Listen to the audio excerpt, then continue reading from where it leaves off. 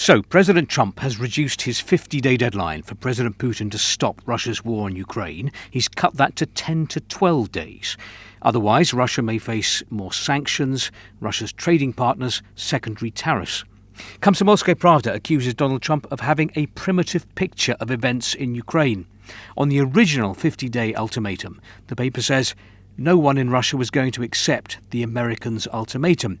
It would be naive to think Moscow would halt its advance in the new territories that are now part of Russia until their complete liberation.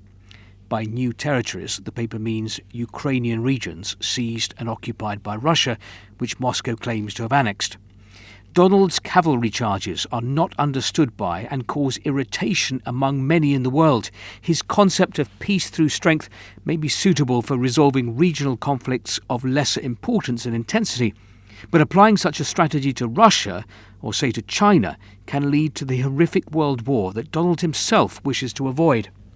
Izvestia writes, Washington is increasing the pressure on Moscow, backing up its ultimatum with threats of 100% tariffs on imports from Russia and also secondary sanctions on countries that continue to buy Russian oil and gas. However, a member of the Presidential International Relations Council tells the paper, Moscow has reacted calmly to this.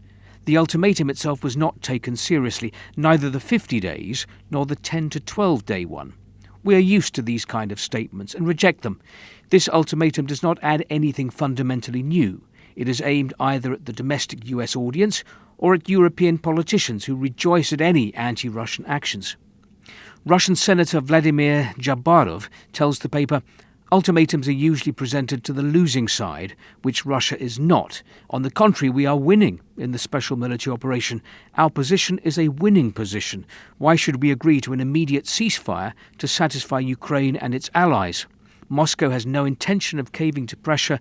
The threat of new economic measures, including secondary sanctions, is likely to hit the US itself. Moskovsky Komsomolets believes that the reduced deadline shows that Europe has bought the US president. The European Union made concessions in the economic sphere, in its trade deal with the US, in exchange for restoring transatlantic unity and transatlantic friendship in the political sphere. As you know, you can not only be friends with someone, but against someone. In this case, that someone is Russia.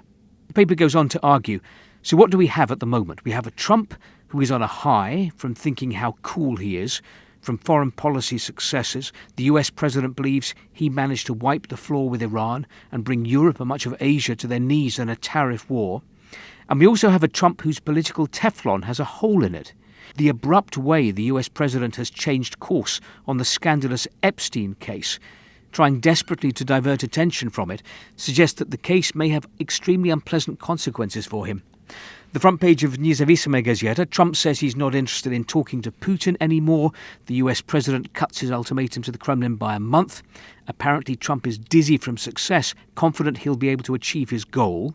Kommersant, the main question now is how Donald Trump's threat will be carried out and whether it will become a point of no return in Russian-US relations, cancelling out the work Moscow and Washington had been doing in the first months of the current US administration.